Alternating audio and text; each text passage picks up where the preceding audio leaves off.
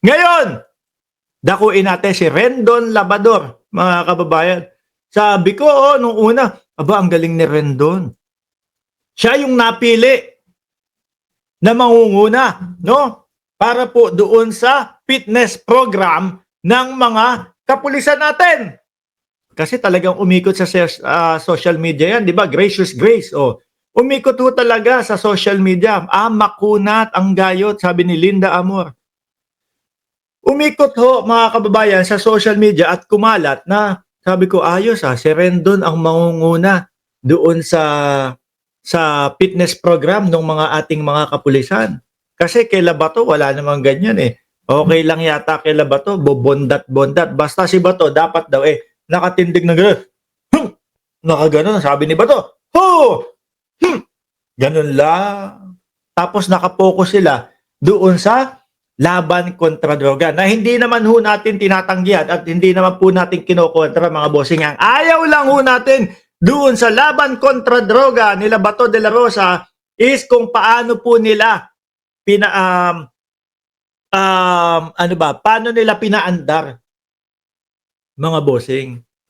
'Di ba? Yun ang ayaw natin doon. Yung nalabag yung mga karapatang pantao ng kapwa natin Pilipino. No?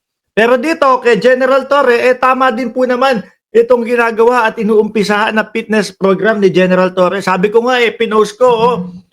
Kasi nagsasalita si General Torre na dapat daw yung mga kapulisan kapag ka hindi fit at bobondat-bondat, no? Malaki pa ang tiyan sa buntis, masisisante. At kung sino man daw ang nagpasa doon sa pulis na yon pero hindi makagawa ng 40 push-up, 40 push-up, pati yung dismiss din. Kumbaga para talagang totoo na ginagawa. Mga kababayan, ako na ho ang nagsasabi sa inyo. Ako, hindi ako pulis, no? Pero pinag-iigi ko ho yung pangangatawan ko. Bakit to? Pag nakita ko pag-gala-gala si Roque, ako yung dadampot, no? Para kung pumiglas man o magkahabulan, kaya ko habulin ng napakalayo. Hindi ho, para sa atin din ho. Lalo na ho yung mga pulis, mga bossing.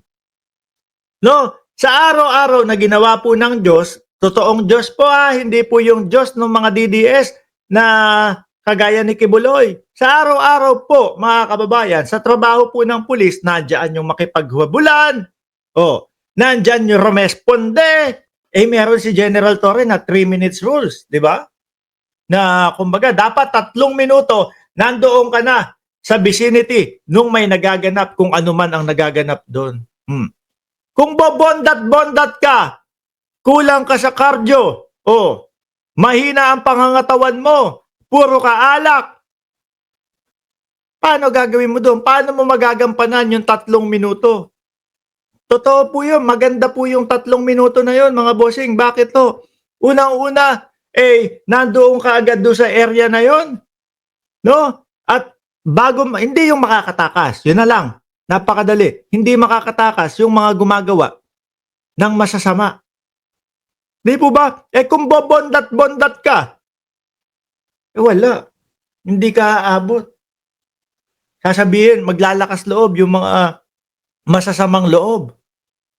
Maglalakas loob yung mga masasamang loob na, sige, hindi naman makakahabol sa atin yan, babagal-bagal yan Baka pag one-on-one ng suntukan, yung pulis na yan, hindi umubra sa akin yan, hingalin agad yan, pagodin ko lang yan ng 3 minuto, nakakailag, pagod na yan. Diba? Okay yun, okay. Okay sa akin yung 3 minutes ni General Torre at okay din sa akin na talaga namang maging fit yung ating mga kapulisan. So ngayon, sabi ko, okay.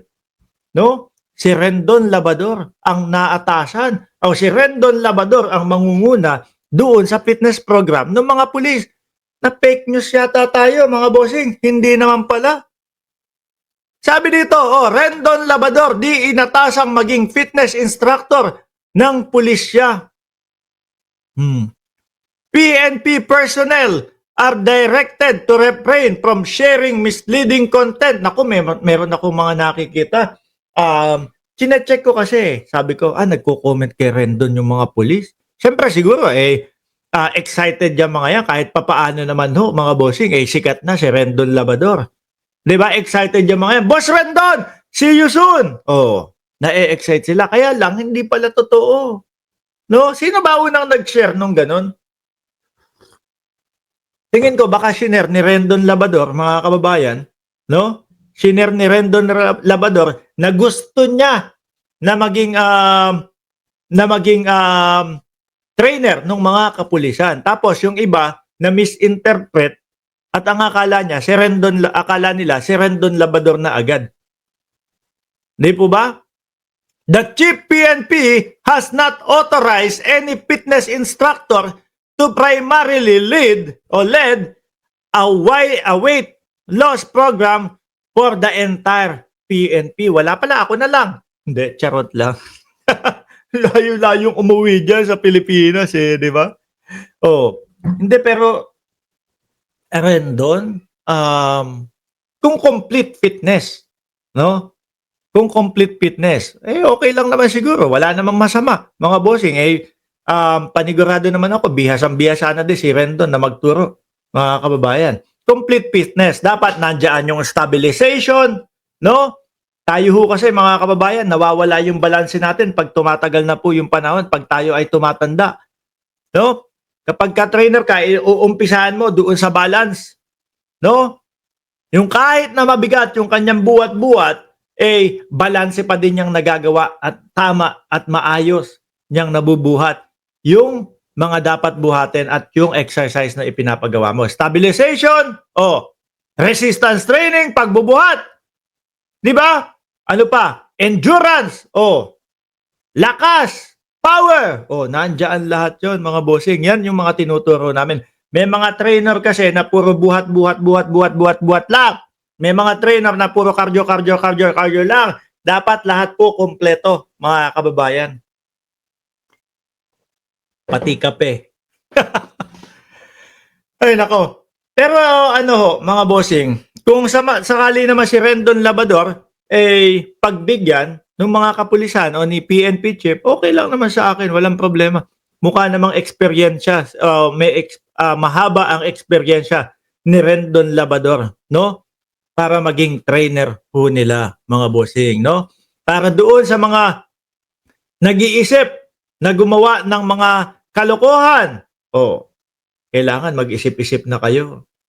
Yari kayo doon sa mga kapulisan natin. Kapag yang mga yan talagang matitikas na, no? Maaayos na, naku po. Hindi na po pwede yung tipo bang iismulin nyo yung mga ating kapulisan. Kapag magaganda ang tindig niyan at alam mo na mga brusko ang ating mga kapulisan, mapapaisip kang gumawa ng mali Mapapaisip kang gumawa ng kalokohan no?